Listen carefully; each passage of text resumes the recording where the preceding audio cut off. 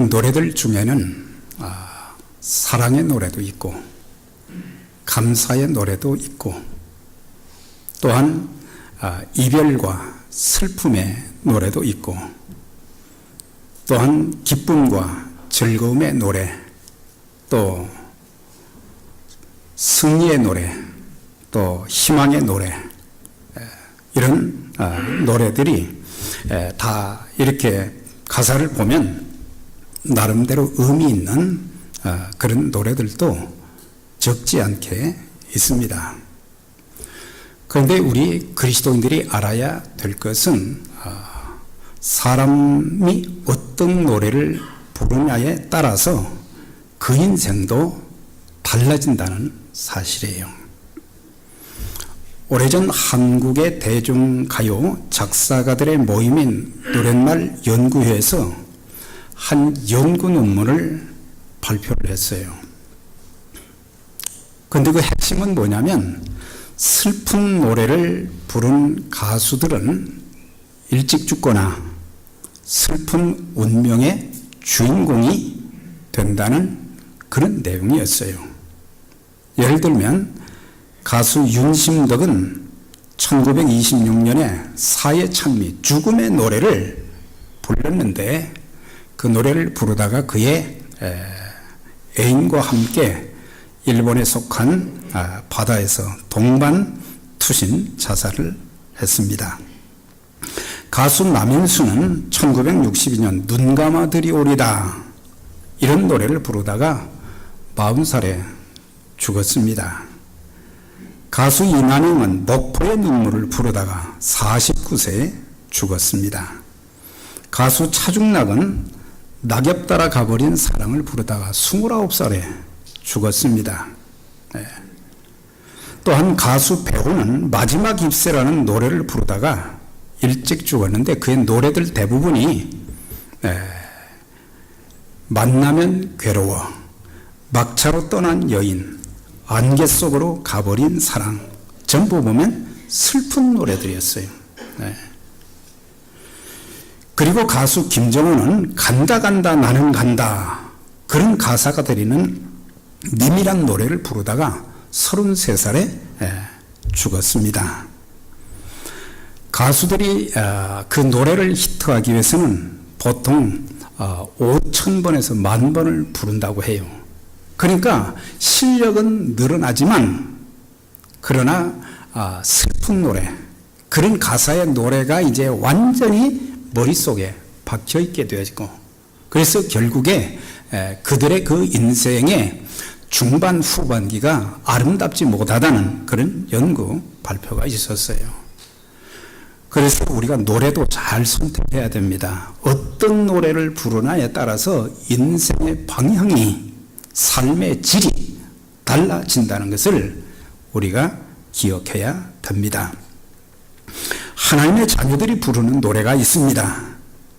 그건 찬송입니다. 찬송. 찬송가죠. 찬송은 아무나 부를 수 없는 오직 예수 그리스도를 믿고 구원받은 자, 하나님의 자녀 된 자들이 부를 수 있는 그런 노래입니다.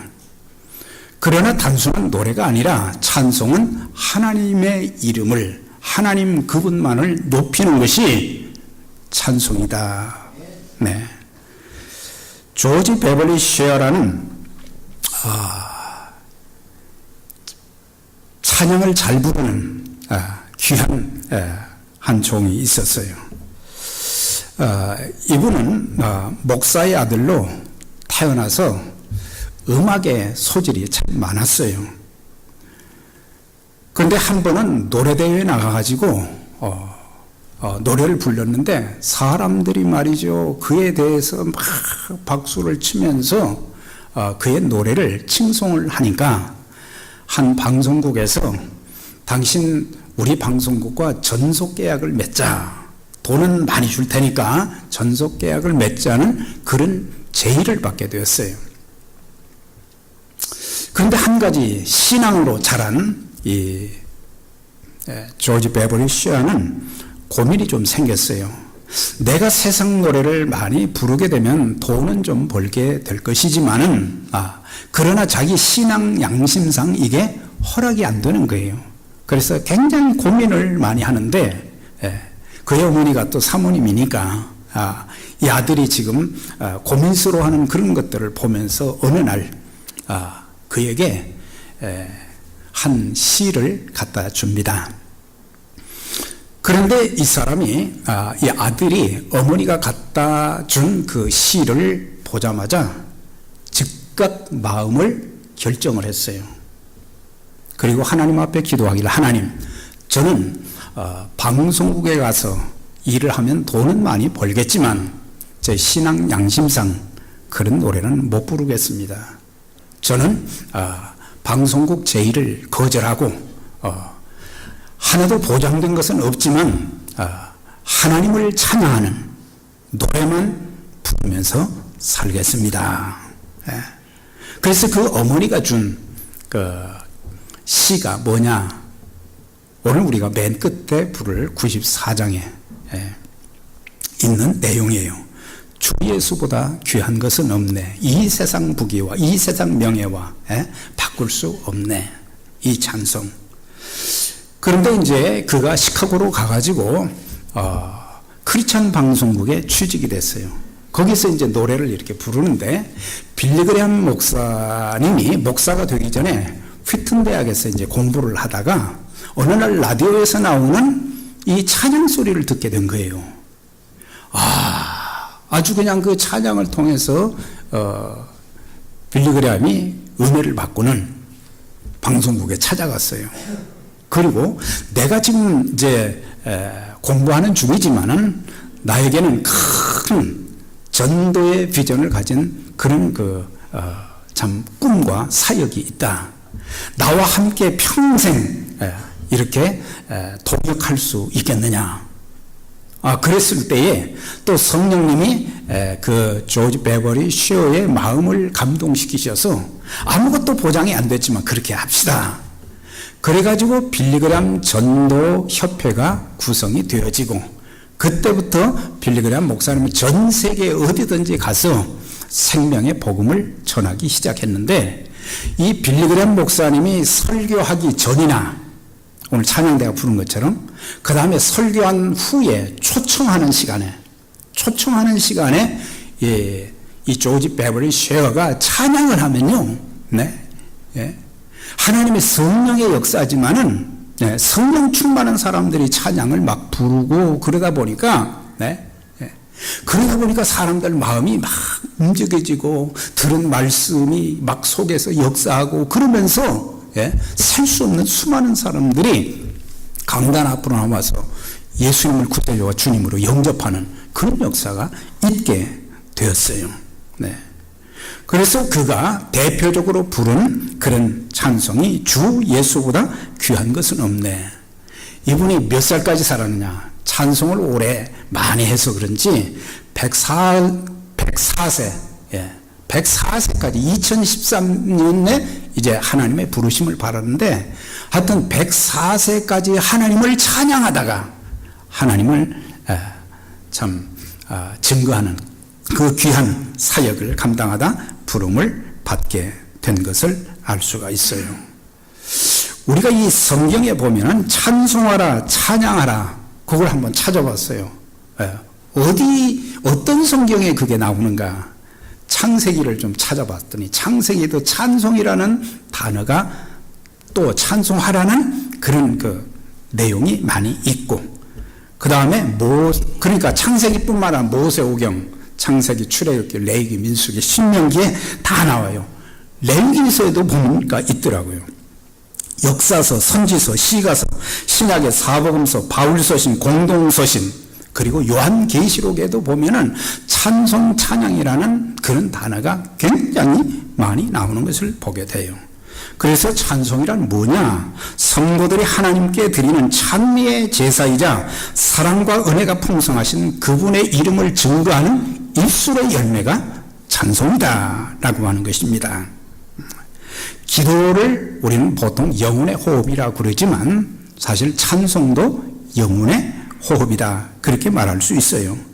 그래서 이 찬송을 드리는 것을 보면은 그 사람 신앙이 살아있는지 지금 시들어가는지 그걸 알 수 있어요. 네.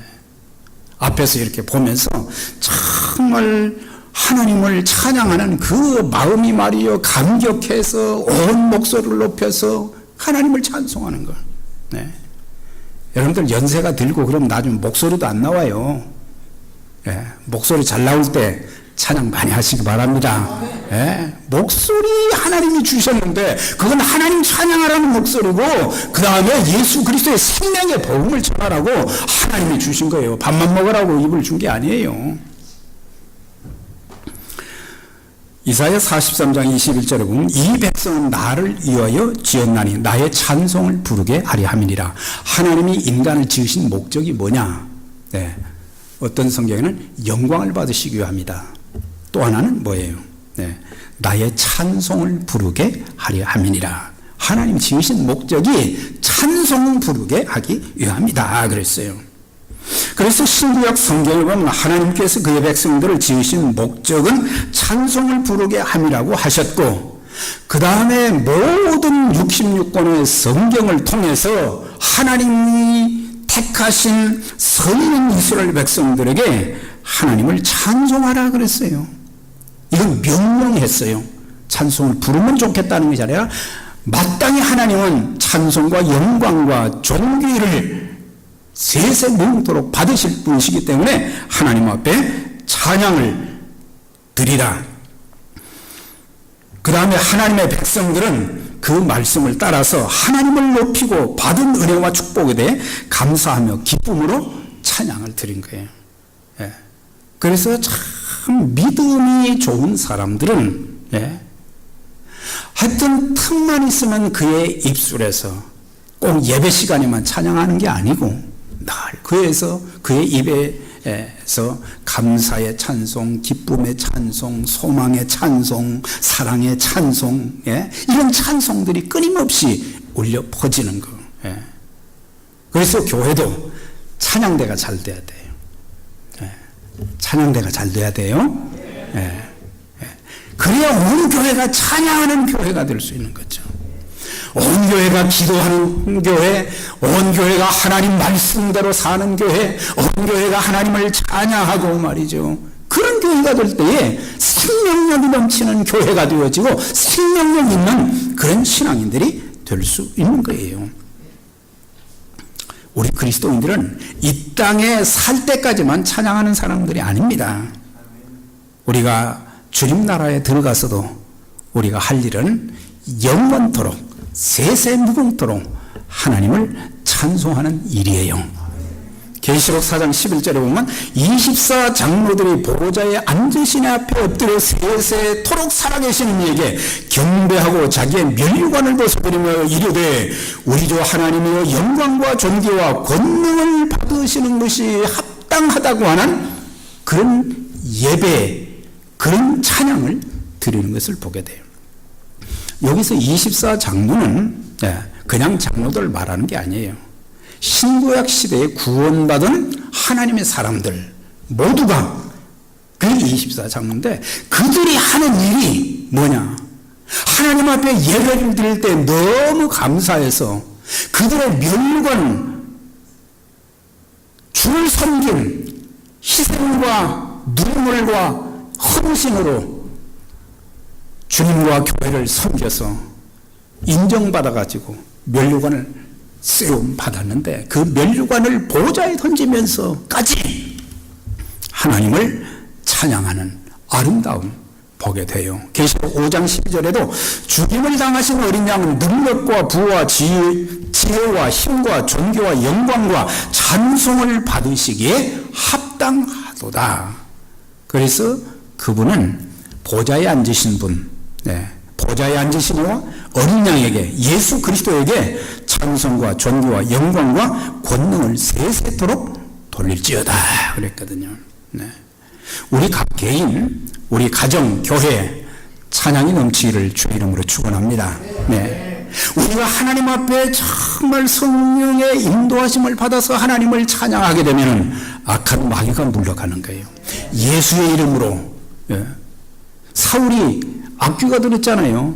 다윗이 수금을 치면 말이죠, 악귀가 떠났다고 그랬거든요.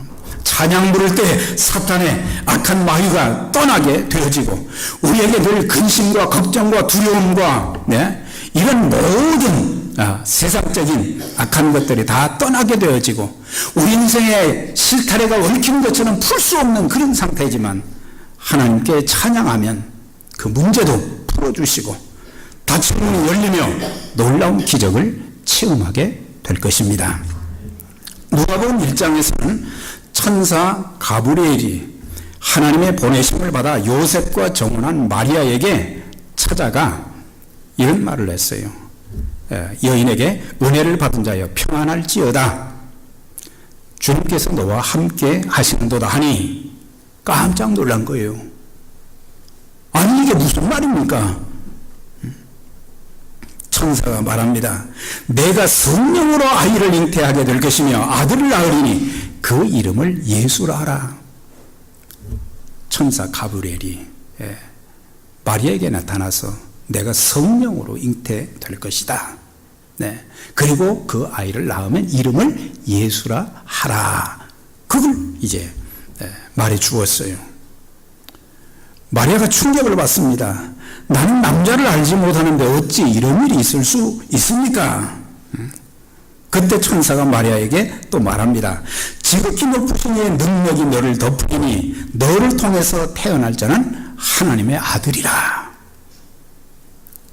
천사의 말을 듣고는 그제서야 하나님의 섭리구나, 하나님의 은혜구나, 그것을 깨닫고는 기쁨과 감사함으로 하나님을 찬양한 것이 오늘 본문의 말씀이에요.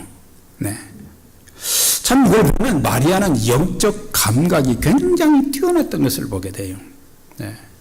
그리스도인들은 하나님께서 내가 기도할 때에 내게 말씀하시고 또 말씀을 들을 때에도 내게 말씀을 주시고 성령께서 깨우쳐 주시고 우리의 삶의 여러 가지 많은 일을 만날 때마다 하나님께서는 그것을 우리에게 깨닫게 하시고 세미한 음성을 들려주시고, 그런데 영적으로 너무 무디어서 그걸 깨닫지는 못하는 거예요. 깨닫는 자가 복이 있는 줄 믿습니다. 깨달을 줄 알아야 돼요. 깨닫지 못하는 자는 영적으로 참 둔한 사람이에요. 이런 사람은 실컷 얻어맞고서야 그때서야 정신 차리고 그때서야 하나님 앞에 엎드리는 것을 보게 됩니다. 자, 그럼 마리아가 하나님 앞에 찬양을 드렸어요. 이게 본래 마리아의 찬가라 그런 주제인데, 마리아가 하나님 앞에 어떤 찬양을 드렸는가, 그걸 이제 잠시 살펴볼 것인데, 첫 번째로는 그리스도께서 구주와 주님 되심을 노래했던 것을 보게 됩니다. 1장 46절에 마리아가 가로되 내 영혼이 주를 찬양하며 내 마음이 하나님 내 구주를 기뻐하였으며. 그러니까 마리아는 뭘 깨달았느냐, 하나님의 특별하신 계획에 의해서 예수님을 탄생시키는 도구로 자기가 쓰임받는다는 것을 생각하고 하나님의 행하시는 일이 너무 놀라워서 하나님 내 구주 그리고 주님을 내가 찬양합니다, 그랬던 것을 보게 돼요. 우리가 알아야 될 것은 이 마리아에 대한 바른 인식을 가져야 돼요. 성경에 보면 마리아는요, 그가 스스로 말이죠, 경배의 대상이 된다는 그런 생각은 하지를 않았어요. 오늘의 종교가 그렇게 만들어버린 거지요. 마리아는 그리스도와 동격도 아니고 숭배의 대상도 아닙니다. 로마 카톨릭에서 주장하는 몇 가지가 있어요. 그가 동정녀를 잉태했기 때문에 마리아는 원죄가 없다. 또한 마리아는 영혼과 육체, 예수님이 승천한 것처럼 마리아도 승천했다, 그렇게 말하고, 그렇기 때문에 우리 그리스도인들은, 이 개혁교회, 개신교회 그리스도인들은 이 마리아에게 절하거나 기도하는 그런 행위는 비신앙적인 거예요. 네. 경배의 대상은 보좌에 앉으신 하나님과 어린 양 예수 그리스도 외에는 없다고 하는 거예요. 그런데 사람들이 말이죠, 상 하나 만들어 놓고 말이죠, 마리아 상 만들어 놓고 거기 가서 절하고 빌고 말이죠, 그거는 아주 비성서적인 것이기 때문에. 그래서 마리아의 축복은 뭐냐? 하나님의 아들 예수 그리스도를 성령으로 잉태해서 이제 탄생시키는 그 일, 하나님의 도구로만 쓰임을 받았을 뿐이지 그 자신이 경배와 찬양의 대상, 기도의 대상이 되는 것은 아니라고 하는 거예요. 그의 노래를 잘 살펴보면 바로 마리아 자신이 하나님, 주님이 아니라는 사실을 고백하잖아요. 누가? 주님이 내 하나님이십니다. 예. 그리고 그분이 나의 주님이십니다. 예. 그래서 그는 기뻐했다 그랬거든요. 네. 누구든지 예수 그리스도가 나의 구주와 주님이 되신다고 하는 사실을 고백하지 아니하는 사람은 믿는 자가 아니에요. 구원받은 자가 아니에요. 입술로 내가 믿는다, 그게 아니에요. 예수 그리스도를 내 마음속에 구세주와 주님으로 모셔드렸을 때에, 네, 그때 우리의 고백이 베드로의 고백처럼 주는 그리스도시요 살아계신 하나님의 아들입니다. 그리스도라는 말은 기름 부음을 받은 자, 메시아라는 뜻이잖아요. 네. 그분이 바로 메시아, 온 세상의 죄를 사해줄 그분으로 이 땅에 오신 분이신데, 그래서 날마다 우리도 이런 고백이 필요한 거예요. 나의 구주가 되시며 나의 주님이 되신 그 하나님, 그 하나님을 우리가 찬양하는 거. 우리 찬송가의 이 한 600편 이상의 그 찬송가의 가사를 보면요, 전부 제일 많은 게 뭐예요? 하나님을 높이는 내용들이에요. 하나님 찬양하는 거예요. 그리고 하나님께서 베푸신 은혜를 찬양하는, 노래하는 그런 내용들이에요. 그리고 또 한 가지는 그리스도인들에게 하늘나라의 소망을 가지게 하는, 소망이 가득한 그런 찬양이에요. 그래서 오직 찬양을 받으실 분은 바로 누구시냐? 예수 그리스도. 바로 그분이시다. 그리스도께서 나의 죄를 위해서 십자가에 달려 죽으시고, 그러므로 우리 모든 죄가 해방받게 하시고, 그리고 우리에게 영생을 주셨으며 하나님 자녀 삼아 주신 것, 지금까지 우리의 인생 여정에 험난한 일들이 숱하게 많았는데 하나님이 그 가운데서 지켜주시고 은혜를 베풀어 주신 것, 네, 이런 것들로 하나님을 찬양하는 것. 내 마음이 하나님 내 구주를 기뻐하였음은, 사실 마리아는 남자와 같이 살지도 않았는데 성령으로 잉태된 것 때문에 율법에 의하면 돌에 맞아 죽어야 된 여인이잖아요. 그런데도 마리아는 나의 구주 주님 되심을 찬양한 것을 보게 돼요. 그래서 우리도 하나님 아버지가 우리를 얼마나 사랑하셨는가, 예수 그리스도께서 하나님의 사랑을 따라서 이 땅에 인간의 몸을 입고 오셔서 십자가에 우리 모든 죄를 대신해서 죽으시고 부활하시고 승천하시고 그리고 다시 오시마 약속하신 그 주님을 우리가 늘 찬양한 가운데 그 찬양을 통해서 하나님이 영광을 받으시게 된다라고 하는 거예요. 이 크리스마스 시절이 다가오게 되면은 좀 사이즈가 있는 교회들은 이 핸델의 메시아 이걸 이제 그 준비해서 말이죠, 연주도 하고 찬양도 하고 그러거든요. 이 핸델의 지은 메시아는 1741년에 완성해서 그 이듬해부터 공연이 되어서 그가 죽던 해인 1769년까지 28년간 이제 매번마다 이 메시아를 찬양하고 연주하게 되었는데, 그때마다 28년 동안 다른 지휘자가 한 게 아니에요. 핸델 자기가 계속해서 지휘를 했어요. 1부는 예언과 탄생, 그러니까 그리스도에 대한 예언과 탄생. 2부는 그리스도의 고난과 속죄. 제3부는 부활과 영생. 이게 3부로 되어 있어요. 아주 저도 이제 몇 번 들었는데 참 보면은 얼마나 장엄하고, 네. 그리스도의 일생을 거기에다가 다 노래로 집약을 시켜놓은 거예요. 네. 우리 교회에서도 언젠가 좀 할 수 있기를 바랍니다.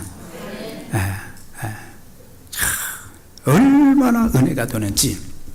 그런데 그가 이제 작곡한 메시아를 지휘하고 나면은 청중들이 말이죠, 수 없는 청중들이 다 일어서서 막 그에게 박수를 보내는 거예요. 그때 핸델이 말합니다. 여러분, 저에게 박수를 치지 마십시오. 저에게 절대 박수를 치면 안 됩니다. 그리고는 돌아서서 나이가 많으니까 지팡이를 하늘을 향해 가리키면서 오직 저분만이 영광을 받으실 분입니다.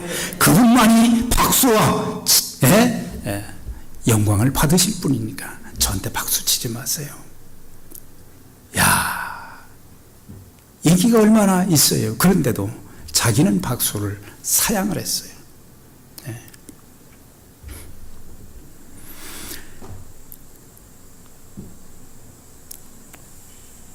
두 번째는 하나님께서 베푸신 은혜를 마리아는 찬양을 했습니다. 그 여정의 비천함을 돌아보셨습니다. 비천한 자를 높이셨고 그랬어요. 그러니까 마리아는 자기 자신을 보았을 때 별 볼 일이 없다는 얘기예요. 비천하고 천한 그런 여인인데 이렇게 하나님의 아들 예수 그리스도를 인계하는 도구로 내가 쓰임을 받을 수 있었다는 하나님이 내게 베푸신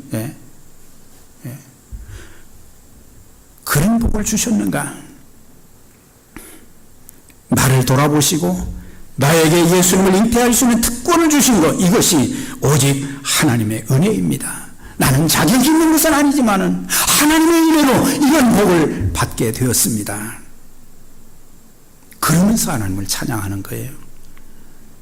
여러분, 내가 죄 사함 받아 구원받은 것도, 하나님의 자녀가 된 것도, 내가 건강하게 살게 된 것도, 가정과 자녀들을 지켜주신 것도, 우리의 인생 여정에 얼마나 많은 고통과 시련이 많이 있었습니까? 그런 가운데도 오늘날까지 이렇게 지내온 것은 오직 하나님의 은혜입니다. 오직 하나님의 은혜예요.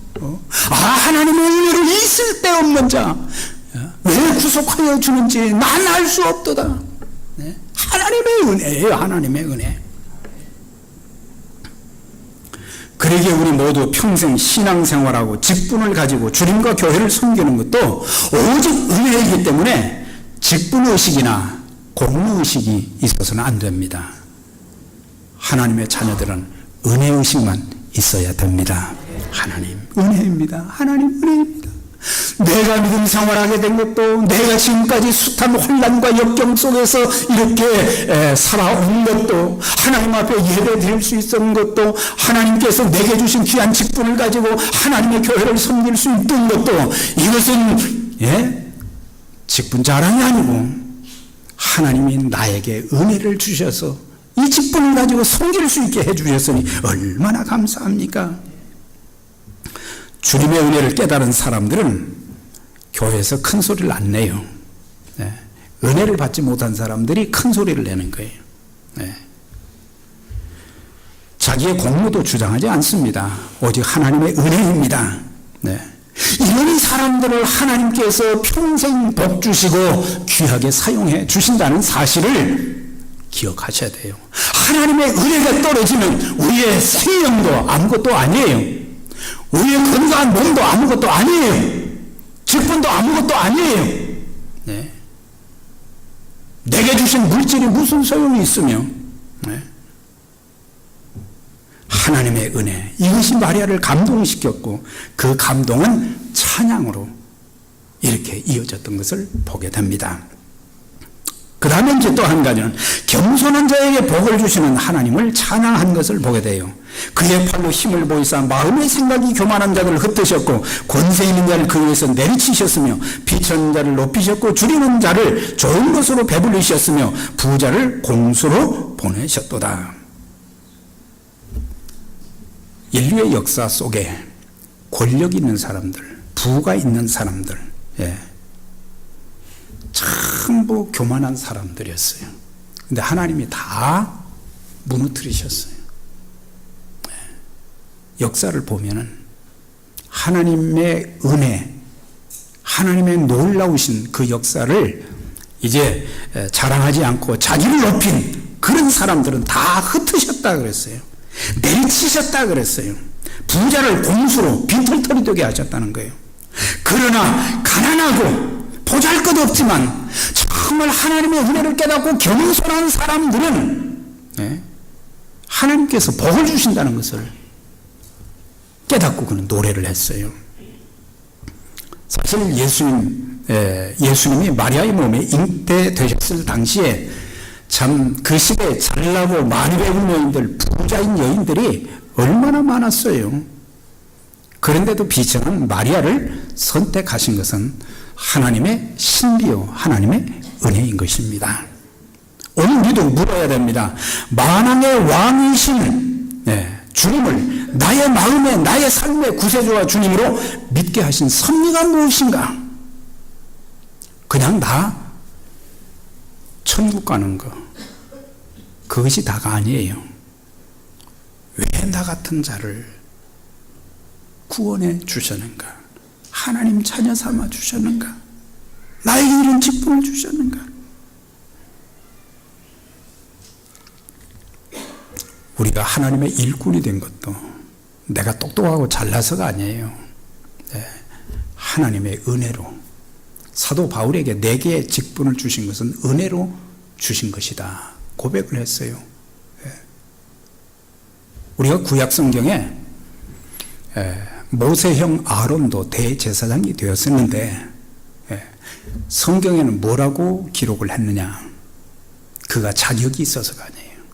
우상 숭배하게 만든 장본인이었어요. 그런데 그에게 선물로 주셨다 그랬거든요. 하나님의 은혜로. 하나님의 은혜로. 목사가 된 것도, 장로가, 안수집사, 권사가 된 것도 은혜의 선물이에요. 은혜의 선물이에요. 내가 다른 사람보다 꽤 낫기 때문에, 우리 교인들보다는 내가 조금 낫기 때문이 아니에요. 하나님의 은혜를 깨닫고 그 직분을 사람을 살리는 일에, 복음을 전하는 일에, 하나님 나라를 확장하는 일에 쓰라고 주신 직분인 것을 확실히 믿습니다. 그걸 알아야 돼요. 내게 주신 은혜의 선물을 따라 내가 일꾼이 되었노라. 바울은 그런 고백을 했어요. 내가 자격이 있어서. 사실 그는 괜찮은 사람이었어요. 사람들이 동경할 정도로 율법적으로나 학식으로나 모든 일에 괜찮은 사람이었어요. 그런데 나중에 깨닫고 나니까, 예수 믿고 깨닫고 나니까는 그게 뭐냐? 은혜의 선물을 따라 내가 일꾼이 되었다. 그렇게 고백을 하잖아요.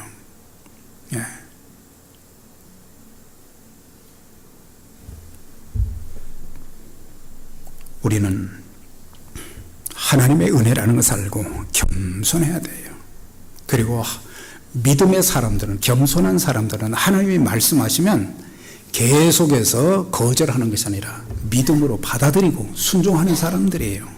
마리아는 이해가 안 됐지만 천사를 통해서 주시는 하나님 말씀을 듣고 믿음으로 받아들이고 순종해서 예수 그리스도를 탄생시키는 그런 일 한 것을 보면서 참 마리아는 성경에 보면 굉장히 이렇게 은혜를 강조했고, 또 한 가지는 겸손을 강조했고, 그리고 오직 모든 영광은 하나님께만, 예수 그리스도에게만 돌려야 된다는 것을 이제 강조한 것을 보게 됩니다. 하나님이 교만한 자를 물리치시고 겸손한 자에게 은혜를 주신다 하셨느니라. 그래서 평생 은혜 받을 수 있는 자는 어떤 사람들이냐? 겸손한 사람들이다. 모든 것이 하나님의 은혜입니다. 그걸 강조하는 사람들이에요. 사랑하는 여러분, 마리아는 비천한 자신에게 은혜로 쓰임받게 하심을 찬양했습니다. 그분이 바로 나의 구주와 주님이 되심을 찬양했습니다. 그리고 자기같이 비천한 여인에게 베푸신 하나님의 은혜를 찬양했습니다. 그리고 겸손한 자에게 복을 주시는 하나님을 찬양한 것을 보게 되는데, 우리 모두 구원받은 하나님의 사람들이 해야 될 일이 예배를 통해서 예배를 통해서 하나님께 기도도 드리고 찬양도 하고 말이죠. 또 말씀을 듣고 이 모든 것들을 통해서 참 하나님이 온 우주 만물을 다스리시고 내 인생도 다스리시고 우리의 가정도 우리의 자녀들도 우리의 교회도 주님이 지켜주시고 붙들어 주시기 때문에 우리는 감사하면서 또 하나님 앞에 평생 하나님이 내게 주신 모든 것을 가지고 이제 하나님의 거룩한 일에 귀하게 쓰임받는 하나님의 사람들, 그리고 주의 몸된 교회 여러분들 가정에도 우리가 가는 곳마다 찬양의 놀라운 역사들이 일어나기를 주의 이름으로 축원합니다. 전능하신 하나님 아버지 감사합니다.